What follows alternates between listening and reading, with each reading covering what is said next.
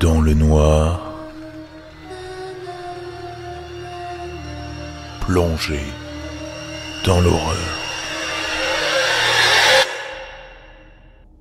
Bonjour à tous, bienvenue dans cette première édition du programme Mystère. Dans cette émission, je vous ferai part de mythes, légendes et autres histoires paranormales. Foncez, allez lâcher vos likes sur la page Facebook @danslenoirpodcast. J'égrainerai dans la semaine des indices pour trouver le sujet de cette émission du dimanche soir.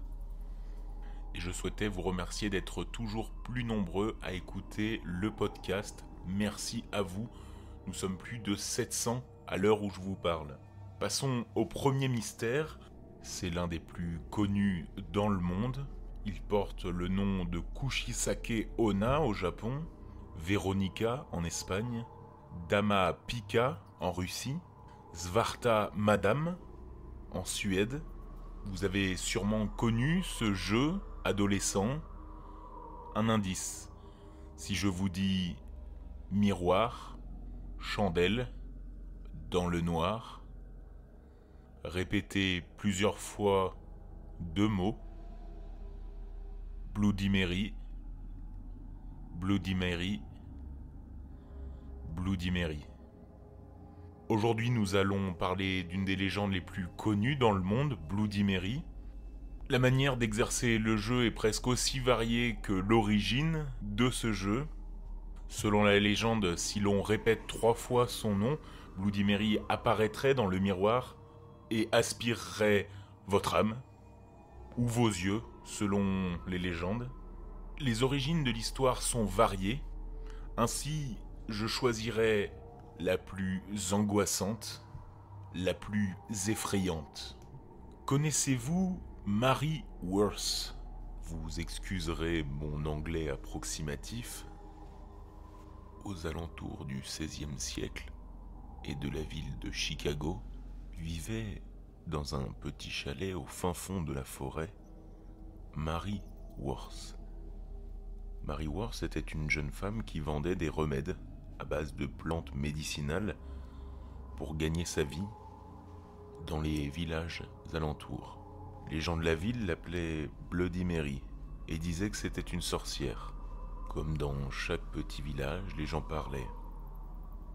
Personne n'osait se balader près de chez elle de peur que les vaches ne s'assèchent, que les magasins d'alimentation ne pourrissent avant l'hiver, que leurs enfants tombent malades de la fièvre qui était assez commune à l'époque. Enfin, toutes les choses terribles que pourrait faire une sorcière. Puis, petit à petit, les petites filles du village ont commencé à disparaître, l'une après l'autre. Personne ne savait où elles étaient allées.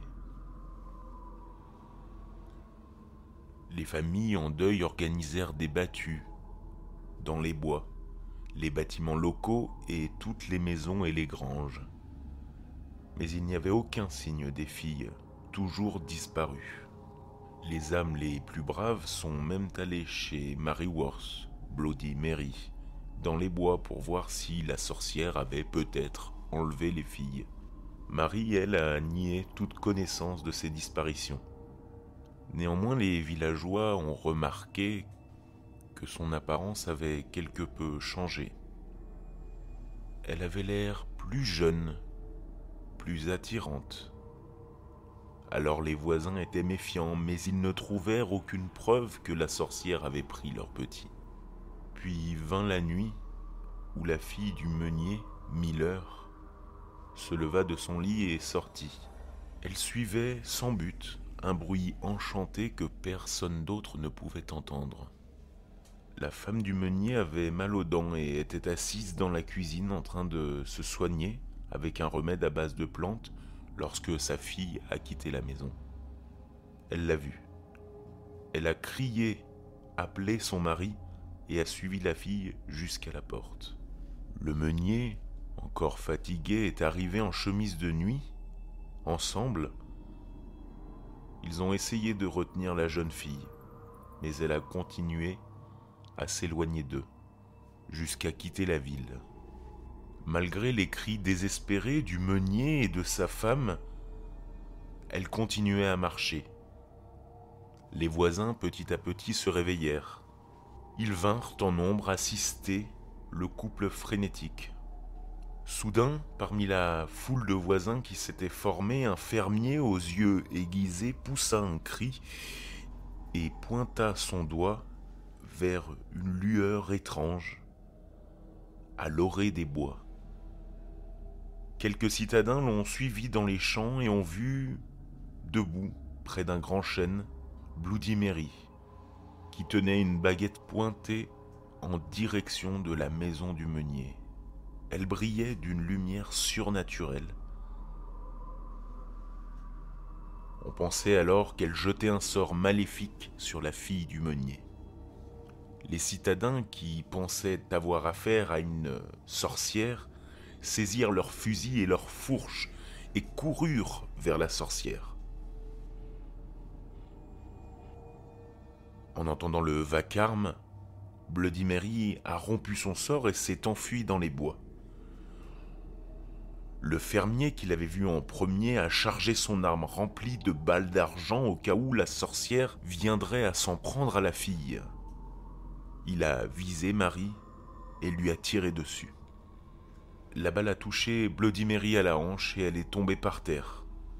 Les villageois en colère ont sauté sur elle et l'ont ramenée dans le champ, où très rapidement ils ont construit un énorme feu de joie et directement l'ont brûlée vive sur le bûcher. Alors qu'elle brûlait, lentement, Bloody Mary a jeté un sort aux villageois. Si quelqu'un mentionnait son nom, à haute voix, devant un miroir, elle enverrait son esprit pour se venger d'eux et de sa terrible mort. Quand elle est morte, les villageois sont allés à la maison dans le bois et ont trouvé des tombes sans nom de toutes ces petites filles que la sorcière avait tuées. Elle s'était servie de leur sang pour redevenir jeune. C'est pourquoi depuis ce jour, quiconque est assez fou pour prononcer son nom 3 fois devant un miroir obscurci invoquera l'esprit vengeur de la sorcière. On dit qu'elle déchirera leur corps en morceaux et arrachera leurs âmes de leur corps mutilé. Les âmes de ces malheureux brûleront dans le tourment, comme Bloody Mary a déjà été brûlée. Et elles seront piégées dans le miroir pour toujours.